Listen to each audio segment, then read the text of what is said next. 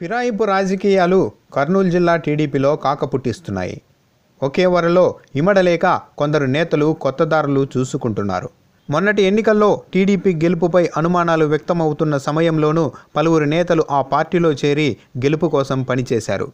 అయితే పార్టీ అధికారంలోనికి వచ్చిన తరువాత అలాంటి నేతలకు ఫిరాయింపు నేతల రూపంలో చిక్కు వచ్చి పడింది. ముఖ్యంగా నంద్యాల ఎమ్మెల్యే భూమా నాగిరెడ్డి, ఆళ్లగడ్డ ఎమ్మెల్యే భూమా అఖిలప్రియ టీడీపీలోనికి ఫిరాయించడంతో ఆ రెండు నియోజకవర్గాల టీడీపీలో విభేదాలు తారాస్థాయికి చేరాయి.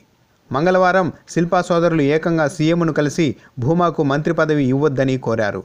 అటు ఆళ్లగడ్డ టీడీపీ ఇన్ఛార్జ్ గంగుల ప్రభాకర్ రెడ్డి కూడా టీడీపీని వీడనున్నారు.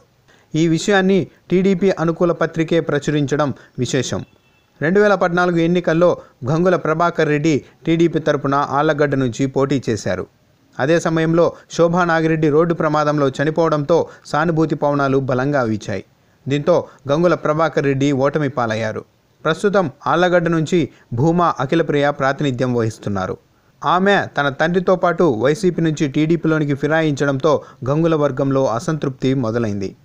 అఖిలప్రియ వైసీపీలో ఉన్నప్పుడు నియోజకవర్గానికి సంబంధించిన నిధులను ఆమె పేరుతో కాకుండా టీడీపీ ఇన్ఛార్జ్ గంగుల ప్రభాకర్ రెడ్డి పేరుతోనే మంజూరు చేశారు చంద్రబాబు.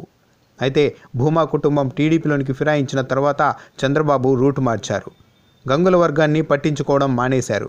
ఇప్పుడు గంగుల ప్రభాకర్ రెడ్డి కనీసం ఒక పింఛన్ కూడా మంజూరు చేయించుకోలేని స్థితిలో ఉన్నారు. చివరకు గంగుల ప్రభాకర్ రెడ్డి అనుచరులైన సర్పంచులు, ఎంపీటీసీలు, జెడ్పీటీసీల విషయంలో ప్రోటోకాల్ను కూడా అమలు చేయడం లేదు అధికారులు.